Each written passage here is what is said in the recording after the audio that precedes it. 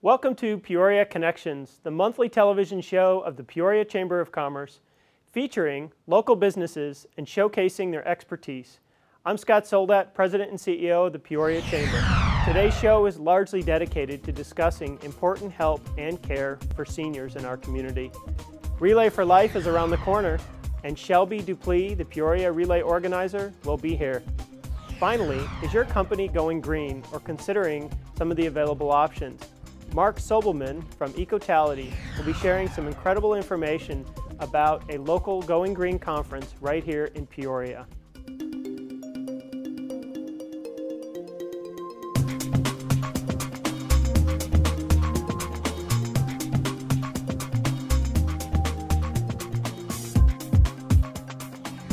The Chamber is packed with functions and growing every day. Please join us for the April 3rd Peoria Connections at an Old Town Getaway and April 17th at Sam's Club from 7:30 a.m. to 8:30 a.m.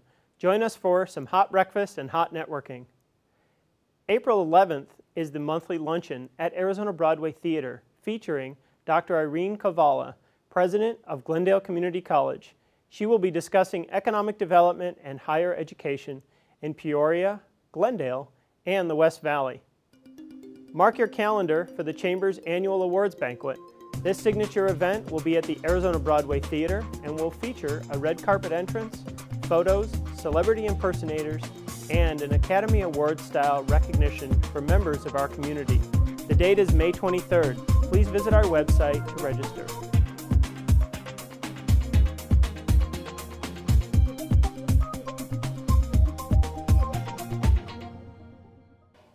Today we have Shelby Dupleix from Relay for Life here to talk with us about the upcoming event in Peoria. So Shelby, what is Relay for Life? Well, first, Scott, thank you for having us in. I'm excited to talk about Relay. Relay for Life is an American Cancer Society event that's been happening since 1985 throughout the country. It's actually even gone international now. It's a big celebration. We have it here every year in the city of Peoria, which happens to be one of the largest relays in the entire state.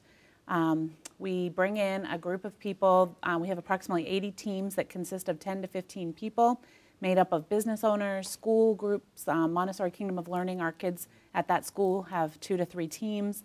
We stay up all night. Cancer never sleeps, and so we walk from 6 p.m. to 6 a.m. One person or 2 people from each team are walking on the track at all times, just walking. There's no sprinting, there's no relay passing of a baton. And while they're walking, the rest of the teams are out just celebrating cancer and fighting back against cancer. All of the dollars we raise go towards education, advocacy, research, and support. Our relay last year brought in $142,000, and our goal this year is over $200,000. So it's a big celebration, big party, concert all night, entertainers all night, karaoke at 3 in the morning, breakfast at 5 in the morning. It's just a big peeps eating contest. It's can't even tell you how much fun it is. So. Wow, that does sound like a lot of fun. So who should get involved? I think anybody. Like I said, we've got youth teams. Our youth team right now, the 6th, 7th, and 8th graders are Girl Scouts at Montessori Kingdom, and they are winning right now. So we've got teams made up of youth. We have probably 20 teams from all of the Peoria Unified School Districts, from the high schools, NHS clubs, football teams, leaders in the community. The mayor has a team, and Purple Lions. They have business teams. There's just so many different people. So anyone in the community, business leaders, youth. What's different about this year? This year's completely different, so you can tell I'm pretty excited. We've changed it. We raised the level from the $142,000 to $300,000 goal. We are having a concert that day, 2 bands out of Nashville, Tennessee, 2:30 in the afternoon at the Peoria Sports Complex. It is Saturday, April 28th. We are taking that concert to a new level with a promoter that's here in town that's helped with Rolling Stones, B.B. King, selling tickets for that. 17% of the proceeds from the commission for the concession stands goes back to the relay. All of the ticket sales go back to the relay. And because of that, the teams are now walking up top of the complex instead of down on the field. So it's raised the ante quite a bit. It's bringing in a lot more money than what we've seen in the past. So excellent. And so the event is on April 24th. April 28th. April 28th, I apologize. That's okay. And, Saturday. People can register online for it. Register online. And get all their information, and we will publish that information on this show as well. Okay, and on great. the Chamber's website so that it's easy to find. Good. Thank you so much. Thank We're you. really looking forward Thanks to for it. joining us today. Thank you.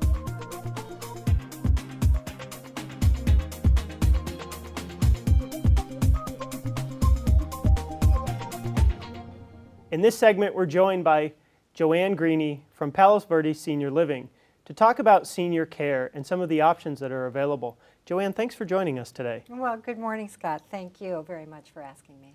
Tell us a little bit more about the benefits to seniors of living in a retirement community. I mean, we hear it talked about. We know that for some seniors that they reach a stage in their life where that's an important step.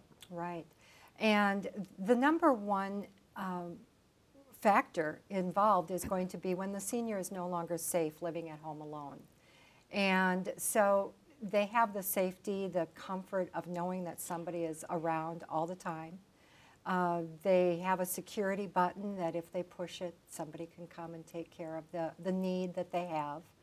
And besides, the socialization is very, very important to seniors.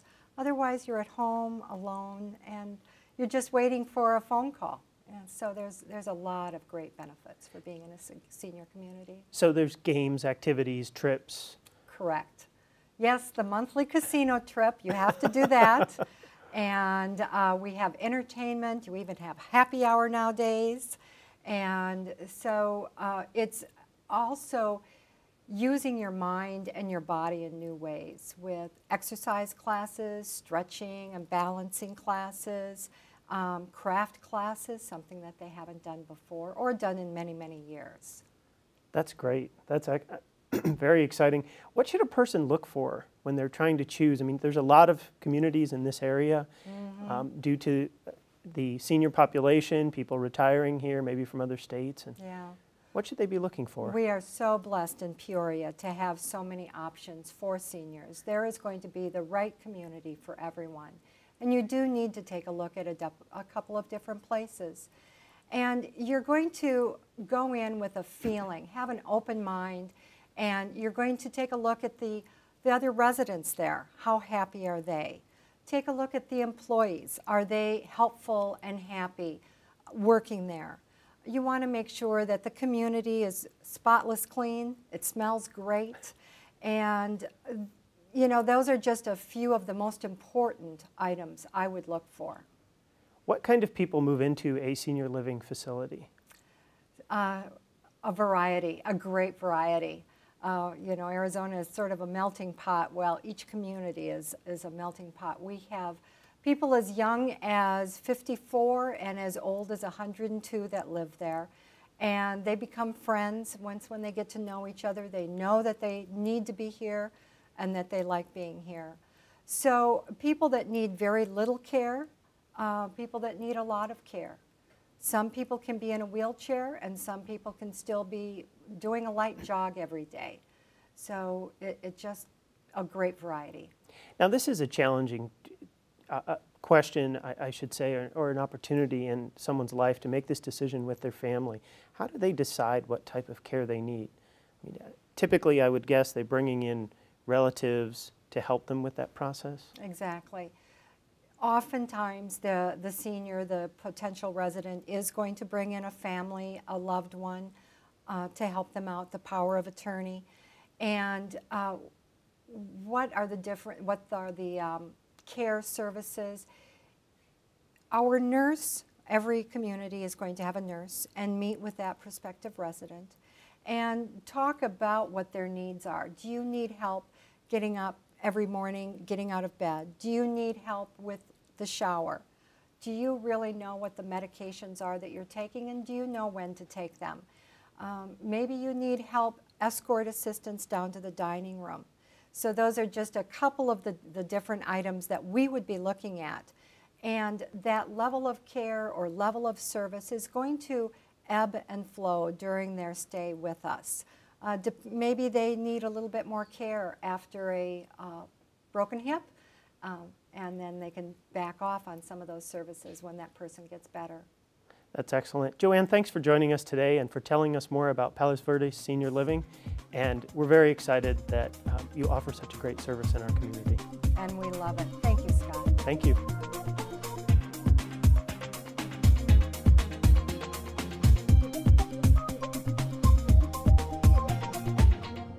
Mary Sanders from Seniors Helping Seniors in Peoria is joining us today to talk about a really important topic, and that is people who go into a senior's home and assist them with non-medical care. Mary, thanks for joining us today. Good morning, Scott, and thanks for inviting me to be here. I really appreciate it. Absolutely. So what is non-medical assistance? Non-medical assistance is for people that aren't ready to go into a senior living facility. They don't want to give up their freedom, but they want to be at their home. They don't want to go live with their kids, but which they have been asked to come live with, come with me, mom and dad, and come live with me, but they don't want to give up their freedom. So we can go in and we can help them stay in their home, keep them safe. We kind of go through, we give them a free assessment. When we get the phone call, we go out and talk to them. We ask them what they'd like to have done, what kind of help they need. And from there, we try to pair up another younger, more active senior to help that senior. So they have a friend. A lot of seniors that when they're in their 80s and 90s don't have too many friends left. And what we try to do is pick someone with the similar likes, dislikes, hobbies, and then we pair them together. So they have a friendship as well as someone that might come in and help them do some things they need done in their home. What types of things might they help with? We can do companionship. We can go to the movies with them, read books to them if they have a hard time reading. We do grocery shopping, take them to the doctors. A lot of them need to give up their driving, but their kids, have a hard time taking them to the store. So we can drive them to the grocery store. We can fix them some light meals so that all they have to do is put them in the microwave or heat them in the oven where they don't have the energy to cook anymore. And that's what happens with the seniors. They don't have the energy, or their wrists hurt and they can't cook because they can't lift the heavy pots. So we can go in and fix them a meal or two. Sometimes we even just go in at dinner time and fix them a meal, clean up the kitchen, do the dishes, stuff like that to help them out. We do some yard work if they need it, walk their dog, kind of whatever. We kind of work with them to see what they need. That's great. So who's your typical client? Anyone between the ages of 60, we have some 6 years old, up to I have a 93-year-old lady. Wow. That we go in, and the caregiver I set her up with, they're best friends now. They went to a quilting thing and they went to quilt at a church a couple weeks ago and tie quilts. So she goes in and they just sit and talk. We make sure she eats her breakfast, remind her, oh, did you take your medicine today so you don't get sick, and they do stuff like that. We take her to the hairdresser, grocery shopping, and they become friends. What a great service. How do you find the other seniors who are the service providers, the people who come in and assist? A lot of times it's word of mouth, or I've been to quite a few expos. We went to the Women's Ultimate Expo last fall that's down in Phoenix. I also did the Loving Life After 50 Expo, where we had a lot of seniors come through, both who wanted the help or who wanted to be of help. A lot of them just want to have a companion also, but we like to get people that are loving and caring, have the heart of a volunteer is kind of our philosophy, but the person does get paid for the service of, they do get a minimal paycheck, so it helps their income a little bit if they are on a fixed income to be able to have, go see their grandchild when they want because they've earned a little extra money, or get that extra thing that they can't afford, but they've earned some extra money to do it.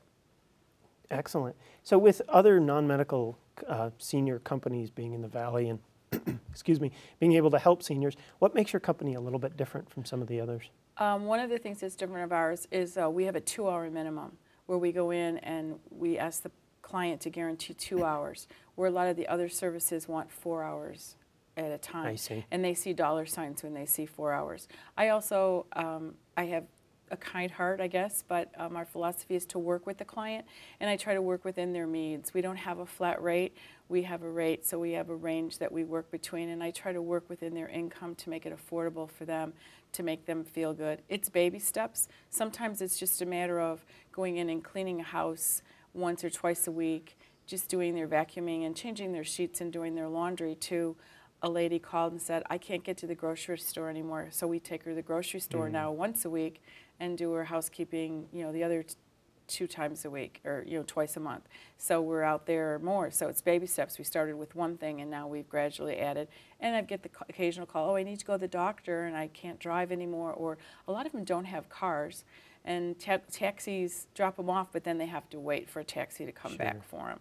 And it gets expensive with that. Absolutely. So thanks for joining us today, and we will have more information on the Chamber's website about seniors helping seniors in Peoria, including their own website and telephone number.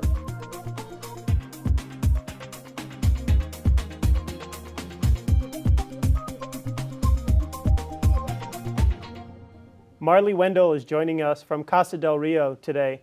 And Marley, I'd like to welcome you to the show. Well, thank you very much for inviting me, Scott. So tell us about senior communities. Senior communities started around 25 years ago, and ours was built around 20 years ago, and it's independent, standalone living apartments for seniors. And independent living means exactly what it is, that they're still independent. There is no health care license in the building. However, we do have with all the opportunities now, healthcare come in and help them with any health issues that they have as they grow older. And so they actually live in their own private apartment that they're Yes. renting or they purchase? Ours is a rental, Okay. and they can have a 6-month to a year lease, and they live alone, and they can be as active as they want to be as far as some of our activities and things. What activities are available? The activities range from all sorts of games, from bingo to Pekino to bridge, and then today they're going out to a park and having a lunch. We do have a bus and they take them out. They go to movies, but a lot of times they stay in for seminars too, educational seminars and musical events and things like that. So Wow, quite that a few. sounds fun. Mm-hmm. So seniors are living in the community, and I know from having seniors in my family that they reach a point where maybe they don't want to cook so much anymore. We do have full kitchens in the apartments. However, we do have a full dining room. So they can, along with their rent, purchase either 1 meal a day or 3 meals a day, depending on their situation. So they'll never go hungry, so they can always, or they could cook their own meal too. They can just have their apartment. However, they can come in and visit the dining room too, and we just charge them for individual meals. So. That's probably a great way for them to connect with the local Right. residents. And It's a good transition from home, so they can still do their cooking if they're still capable of doing it, and but they don't have all the maintenance of a home and things like that. And they have more social. are families involved in this transition in their life? Most of the time, yes. They're looking for a safe place for their parents, and they know their health issues. They know a lot of things, so they do take a lot of care in making sure that they're in the right place. Excellent. Where is Casa del Rio? Casa del Rio is hidden from the normal track. It is south on Thunderbird, about a half a mile in the Plaza del Rio and 94th Drive, horseshoe as we call it there. And so it's in a park-like setting, very quiet because there is a ravine in the back which is owned by the city, so there'll never be any buildings or anything back there. So. Oh, that's great. Must be nice to live there. It is, and it's nice to work there too. That's a very important point. It's great to have people who enjoy what they do. Right. Can you tell us anything else that really differentiates Casa del Rio from some of the other similar types of communities? Sure, and basically that is the staff. The staff has been there, some of them have been there for around 20 years, and they know the residents, and we're very caring, plus it's very homey. It's a home atmosphere, and the residents really enjoy that, you know, so they get to know the staff from the servers to activities to administration. That's great. So if someone wants to find more information, we can post your website on the show, as well as you're available through the Peoria Chamber's website. Right. Thanks for joining us today. Okay, We thank you, appreciate it Scott. very much. And learning more about independent senior living is an important part of this series, where we're talking more about senior care.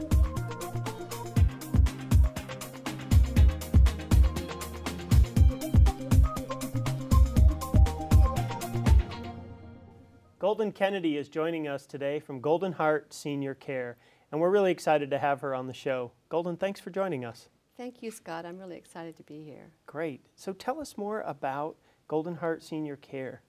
Well, we're a non-medical home care company, and our hallmark is that we value our clients. And we are really excited when we get new clients, and we love to empower them to participate in the planning of their care, and we just simply try to add quality to their life. What are some of the services that you provide? Well, we do everything from companion care, errands, to taking care of our clients with complex care needs who have degenerative medical conditions. So we might support them in remembering their medications, prepare their meals, clean their houses, do their yard work, take them to the doctors, advocate for them with their medical practitioners, and we really take a holistic team approach. That's really important. Yeah. And the fact that you get involved with their medical practitioner as well. We do, and we take our direction from the clients and the families in that regard, but it helps keep everybody in the loop. What do you look for in your staff? Well, we look for staff who are passionate about what they do. Now, we hire CNAs, medical assistants, certified caregivers, but beyond that, we're looking for people who are passionate about bringing quality of life to the frail-aged. That's very important, isn't it? It's a challenging decision. Because one thing that people get as they grow older is wisdom, and our clients know if that staff person is happy to be there and if they're in it together.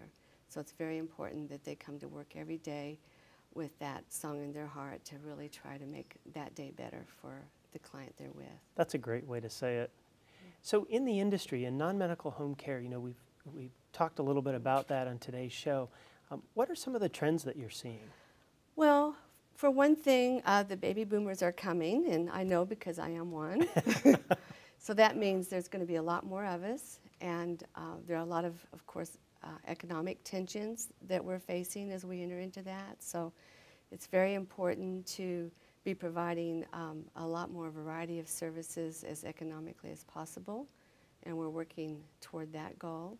We also are fully aware that the baby boomer generation has really come from an area, a time, a life experience of privilege, and they'll be looking for quality, and so we really work hard to mentor our staff to help them understand that culture so that they can meet those expectations when they get into the homes. And your staff, are they also of similar age, or do they vary? Oh, our staff vary. We have the young switched-on CNAs who are actually in nursing school. Mm-hmm. We have working moms who just need to earn that extra income for their families and find fulfillment in serving the frail-aged. And then we have people who are close to retirement themselves who are just looking for something meaningful to do, and they come with a variety of experience, social work or nutrition backgrounds, and they just find it fulfilling to serve in this way. Oh, that's great. Yeah. So to hallmark your service, what would be 3 words that you would use to describe? Well, quality, because we strive for excellence, and we put systems together and training to ensure that that happens on a daily basis. I think another one would be to ensure the compassion and dignity is there, and of course the final one is value. That's fantastic. Yeah. Golden, thank you very much for joining us and for joining our series on senior care. Senior care is such an important part of our community, and the Chamber really believes that members and people in the community need to understand what their options are. So we appreciate you joining us today.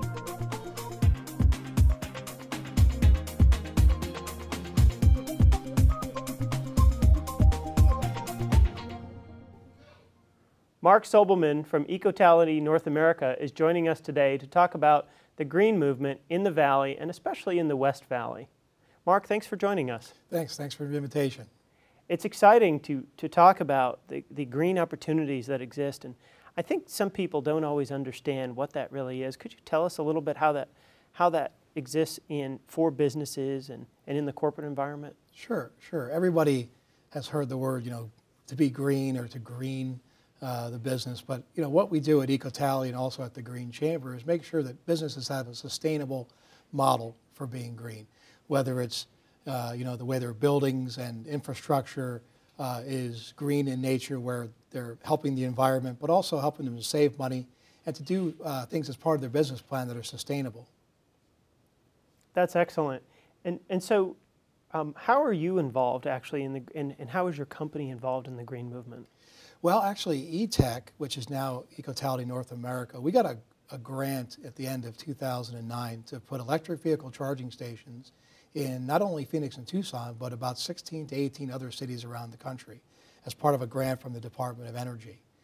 My job has been to put infrastructure in Phoenix and Tucson to support the electric vehicles that are slowly rolling out. We partnered with the Nissan Leaf and the Chevy Volt. If you went online and became a Leaf owner, we put a charging station in your home for free, and these charging stations gathered data that we're sending back to the Department of Energy and Idaho National Labs.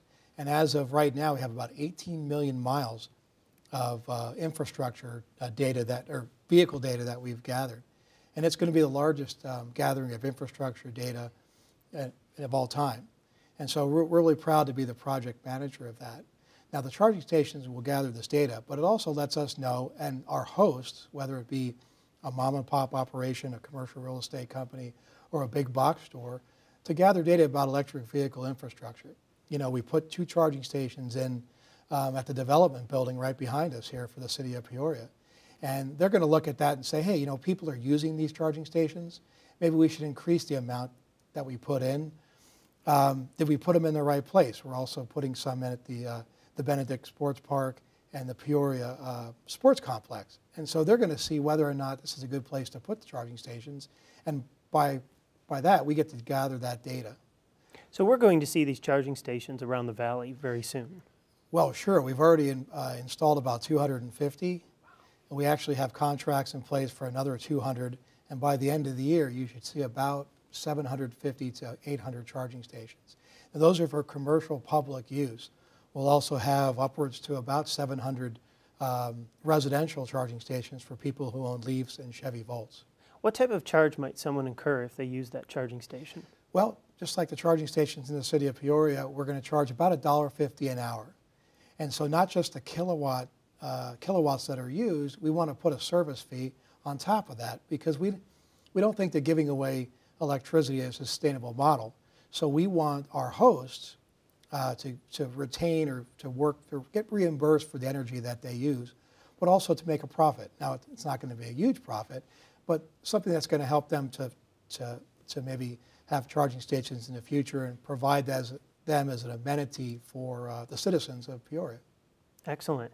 You're very involved with the Green Chamber. Could you tell us a little bit more about the Green Chamber and what their activities are here in the Valley? Yeah, very, very proud to have been a member of the Green Chamber, not just through EcoTally, but now I'm on the board and as a board member. And the Green Chamber is not just a typical Chamber of Commerce, saying that we're part of the green movement. What the Green Chamber's motto or credo is helping to be part of the green movement, but also to build sustainable models and to build businesses and be profitable through being green, making your businesses LEED certified, and then bringing together all the great minds in the city of Phoenix and surrounding areas that can help to work on policy change, environmental issues.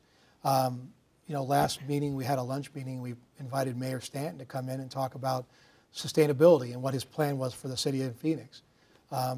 So really exciting time for us to be part of the Green Chamber, and also to have cities like Peoria join us in that Green Chamber to help us to make a better environment and sustainable model for the city. I think people are very anxious to learn more about what they can do to protect the environment, to use renewable resources, and really to embrace this movement. So I think it's great that you're stepping forward to provide this service. And in addition to that, the city of Peoria is hosting a Green Conference on April 24th, and we'll have some more information about that, but you'll be speaking. Yeah, very, very proud to have been invited, not just to speak for the Green Chamber, but as well as for EcoTally, to let people know, as well as some other business leaders, business owners, leaders, and also just citizens, leaf owners that can come together and talk about everything that's been going on in the last couple of years and what the plans are going forward. Not just to say that they're being green, but to really do things of policy, change the way people think going forward. Excellent. Thanks for joining me today, Mark. My pleasure. Thank and we you. look forward to seeing you at the conference. Great. The conference will be available on our website, peoriachamber.com, and it is April 24th here at the City of Peoria Municipal Complex. Well, that's our show for this month. We would love to hear from you. If you have a question about what you saw here today on Peoria Connections, or you have an idea, send me an email. Thanks for joining us on Peoria Connections. See you next time.